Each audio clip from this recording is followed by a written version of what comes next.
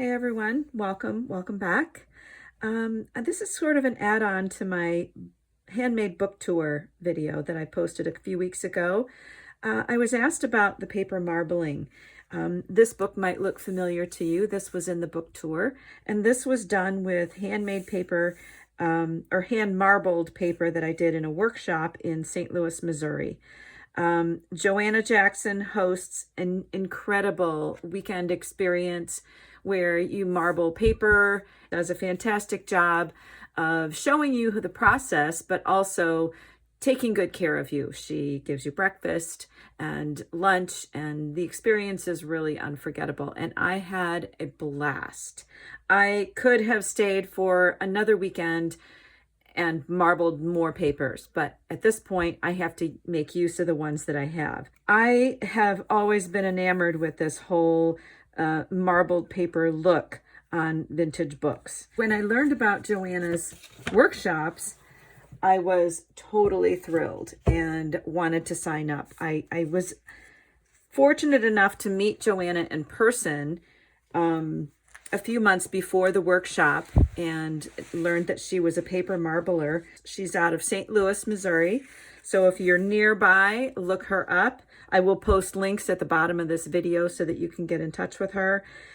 She also has an Etsy shop where she sells marbled papers that are already printed. This book I made out of one of my marbled sheets. And so I thought I would go through and show the marbled sheets that I made in my workshop week. You can see that I've cut some of them down. I've used them. This one is a lighter print. Most of the other ones are very bright, and the colors are just so gorgeous.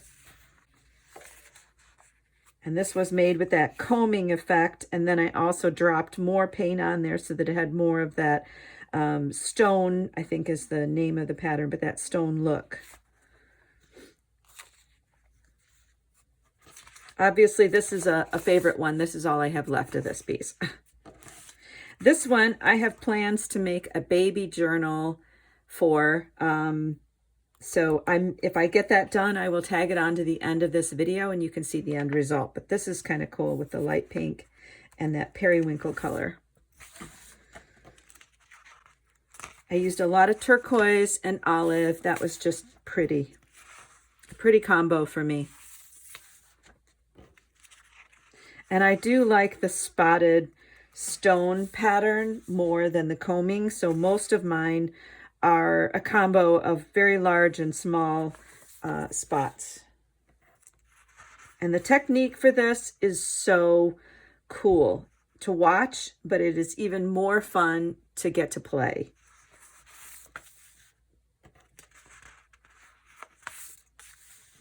This was some of the spots, and then taking a skewer and just marbling it by hand to move things around, to break up some of the spots without having it be a super patterned combed effect.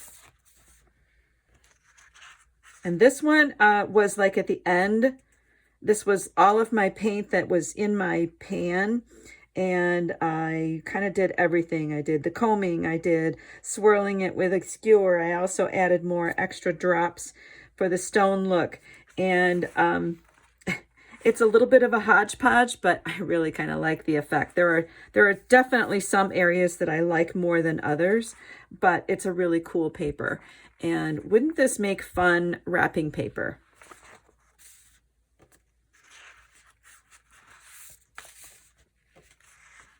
And this one was just the swirls. I took out all of the dots by swirling it with a skewer. And then the last ones here, these are my favorite ones.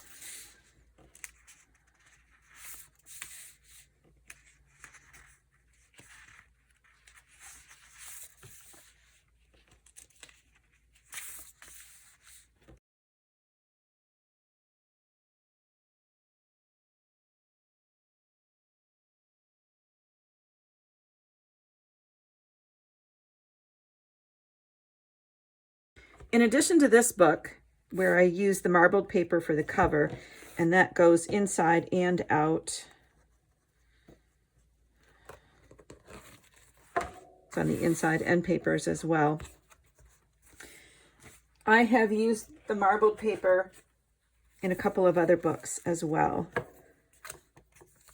It's used as my signature wrapper here to complement this wrapping paper, these wrapping paper pockets. This was in my handmade book tour as well. And then this one I made with a canvas cover. My son actually painted the canvas that I used for the cover, and I cut it down to make a book. And then there is fabric on the inside, and then the marbled paper was my signature wrappers that I thought complemented this well. Okay, I decided to stop back in after I finished making this journal out of this paper that I said I was going to make. While I was making this book, I had another idea. And one thing I love about the marbled paper is the vintage. But the papers that you marble are really kind of bright, you know, with white and everything. So I found a way to grunge them up a little bit. I put Distress ink in my collage medium, and also inked up the edges of the paper on this cover. And I really kind of like how it turned out. You can see the difference. It's got quite a vintage glaze to it. And then I kind of made a grungy dragon book out of it. So that was kind of fun for me because it just tones down the colors a little bit. And then the other thing that I was looking at, when I was looking through my papers, I saw this one again and realized these big open white spaces were kind of bothering me. So I doodled in them. So that's just a couple more ideas for using the marbled paper. I'm still going to use some of it as book covers as well as wrapping paper. I think that would be really fun. And I highly recommend the paper marbling experience at JoAnna Jackson's in St. Louis. It's worth a road trip. I had a blast. She's a marvelous host. I know that it would be well worth your time. So I will put the link below for JoAnna's Etsy shop and her Eventbrite that has her schedule for paper marbling experiences at her home in St. Louis. And I hope you check it out. Thanks. I'll see you next time.